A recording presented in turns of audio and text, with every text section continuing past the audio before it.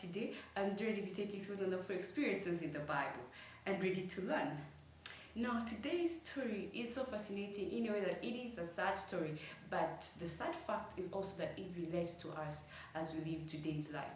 Now, this story is found in the book of Genesis, chapter 19, and it's about Lot. Lot was a nephew to Abraham and had decided to follow his uncle when Uncle Abraham was going to a land that God would show him. He decided to go with him.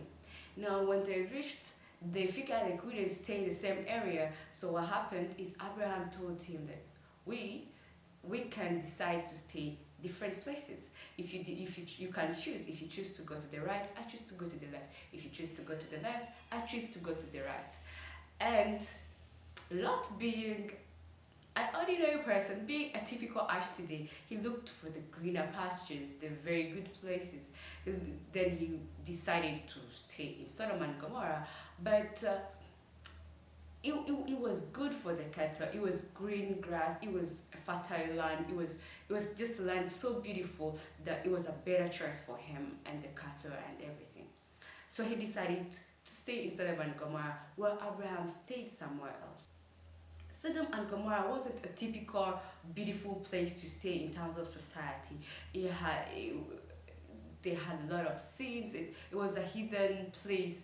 People were so sinful that it reached heaven, and it was heavy on the heart of God. Now, what happened is that one time, God decided to destroy Sodom and Gomorrah because he felt like their sins were too much to be bearable. Now, with that said, one day angels had come to destroy the city, and Lot was just sitting there and saw the two men that looked like they were traveling, they were just passing by, and he stopped them and he pleaded with them like, please, please, please, come into my house. I'll give you food, I'll give you rest, you stay for a night, and then maybe the morning you can continue with your journey. But for now, it's getting dark. You can stay here, have an evening rest and all. Now, the men did not want to. They kept saying, no, we're going to keep walking and go on our way. But he pleaded to them, please, please, please, come spend the night at my place. In the end, they accepted, they entered and went. But Sodom and Gomorrah, being the typical sinful city that it was, the men in the city, they saw those angels entering. Well, they didn't know that they were angels. They were other men, like just ordinary men to them. Now, they came to Lot and were bothering Lot a whole lot. They're like, please, please, please, we saw the men that entered your house. We want to have them and do sinful with them. He pleaded with them, please do not do anything wrong to these visitors here. They are just visitors. They've come under my roof. I have protected them. Please, if you want, I can give you my daughters and you can have them and do as you please with them, but don't touch them. They're like, no, we want the men. No, we want the men. We want the men. And they were so strong, and they're kind of pushing him against the wall. So what happened? They were already on the doors, and they're struggling and struggling. So what happened? The angels, they knew what was happening outside the door. So what they did, they pulled a lot inside the house, locked the door, and then they did something. They made them blind. All those men that were outside trying to do sinful with them, they were blind. They couldn't figure out where the door is. And it was so painful that the angels were on a mission to actually destroy the city, and these people, they're not even proving otherwise. No, we are sinful, and we're just putting it out there so clear to everyone. They were too sinful, and they are proud in their sins. The angels decided to talk to Lot and asked him if he has other people in the city that belong to him or friends and that stuff. So he thought about the sons-in-law and those who were married to his daughters. But when he went to talk to them, because the angels now told him that bring them and so that they can escape, because we're going to destroy the city. When he went to talk to them, they didn't believe him. They said, did just just took him to be an old guy who doesn't even know what he's talking about. And they just let him like that. So he couldn't convince them to come with him. And then what the angels told him, like, pack your things, you and your family, your wife and the daughters that are here, and escape from the city and go far from the city, because we are going to destroy the city and you should be saved. So after talking to the family, they now left the city. But sad enough, the angels had warned them, told them, you should not look back at the city. Run and go far from the city and do not look back. Do not even think about it.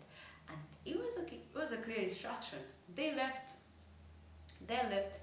But the sad fact that after they left, fire rained from heaven and burnt the whole place. It was so horrible that everything was so destroyed.